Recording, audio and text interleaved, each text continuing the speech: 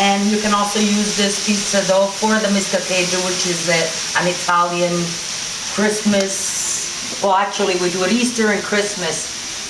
They're stuffed dough with potatoes and onions and minced meat. So that will follow later on in another episode. Okay, so basically we can say this is a dough, a basic dough that you can use for many things. For pizza, like you said, miscateggio. So I'm going to show you our family secret, our traditional dough, which is very nice. The color, the taste, the texture, it's just phenomenal, as you will see later on with when we start baking. So I'm going to start here. Thank you very much, Elena. Go ahead. So what we have here is 8 cups of flour. I've already inserted the 8 cups of flour within here. You have to understand the precision of making something like this. Through practice, of course, all the ingredients here are perfect. In other words, we won't have to worry about adding this or putting that, or not too much water, not enough water. Always make sure your ingredients are perfect. Now, what we're going to do to start is I have 2 envelopes of yeast. I'm going to put it in the warm water, which is half a cup of lukewarm water. That's 2 envelopes for 8 cups of flour. Within the yeast, we can put the sugar, because sugar will not harm the yeast. So I'm going to put 1 tablespoon and a half. We'll put that aside.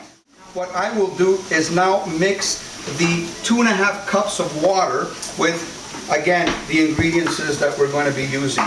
We're going to take 4 tablespoons of olive oil.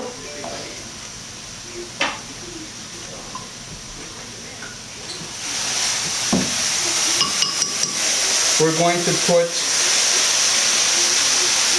1 tablespoon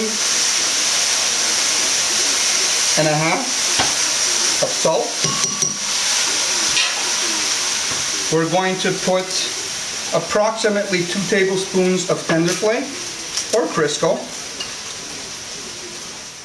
Setting up the mixer. It's always nice to have a mixer. You could always also use, get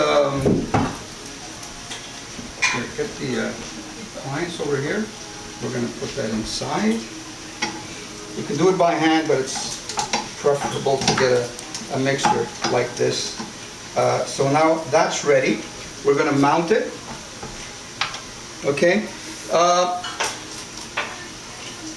This mixer has 10 speeds. I used speed number 2. You cannot go more and less. You can do that, but you're better off at setting number 2.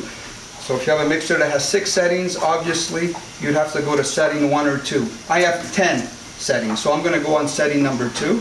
I won't need this anymore. So now basically the yeast is starting to melt and starting to activate.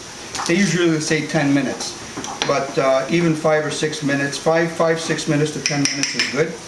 You're going to mix the ingredients over here, which is the salt, the olive oil, and the tender flake or Crisco.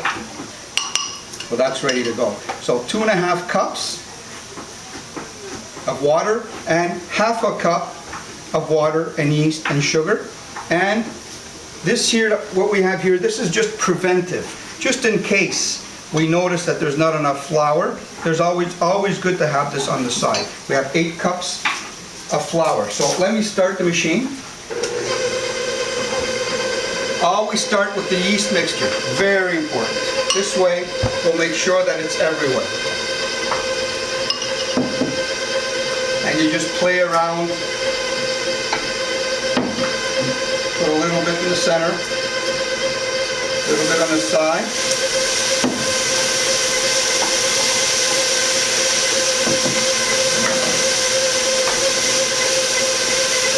Now, beer. 1 bottle of beer.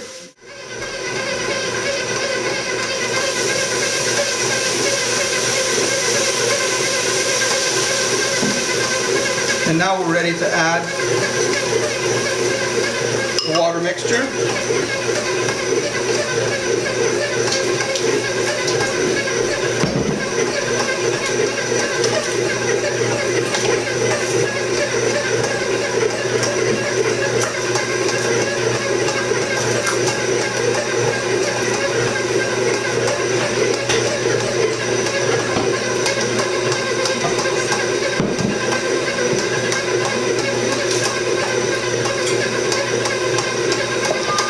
slowly add the water. So this way, the machine will be able to mix everything properly. Now, like I said, these are precise measurements.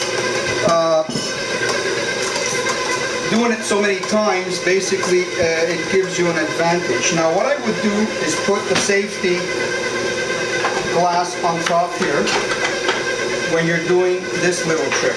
Now, it's always good, like I said, to add a little bit, just so that it gives the mixer an opportunity to pick up the dough.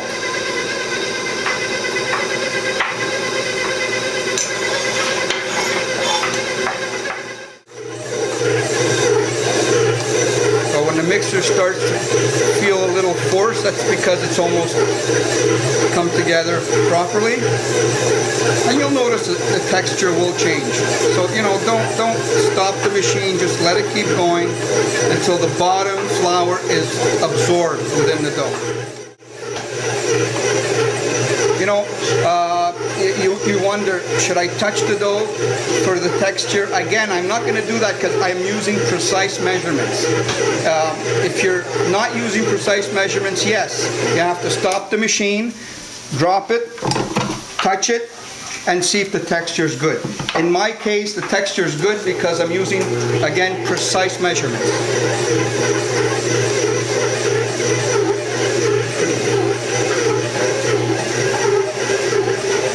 So basically that's it. I'm going to stop the machine. I'm going to drop the dough. I'm going to remove the apparatus. Take it up.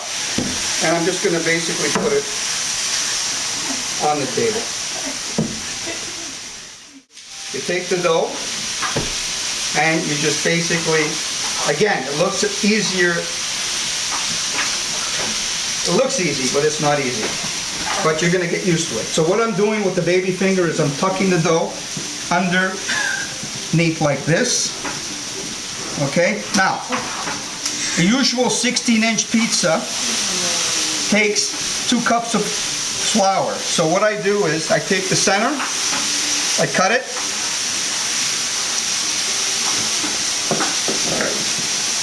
and I cut it again in 2.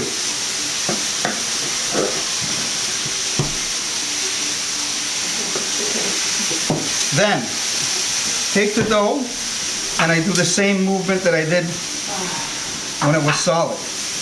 You can basically say I'm kneading right now and putting everything together, making it look a lot more attractive. There we go. And we do that with all 4. So what I'm doing here, you got 4 large pizzas right here, folks. Yeah. Can't get more precise than that. At least all your pizzas are going to have the same thickness. Once our balls are ready, what we're going to do is I'm going to have Rosa come over here and take these to an area where there's a little bit of warmth under a tablecloth or under, so we're going to follow Rosa to the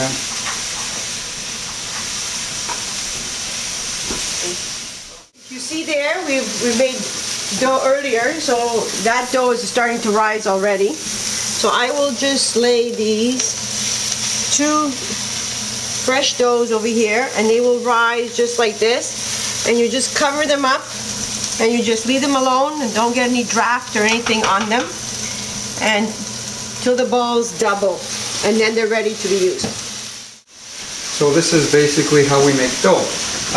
We're going to see you in the next episodes when I'm going to show you how to make the pizzas, the miscatedres.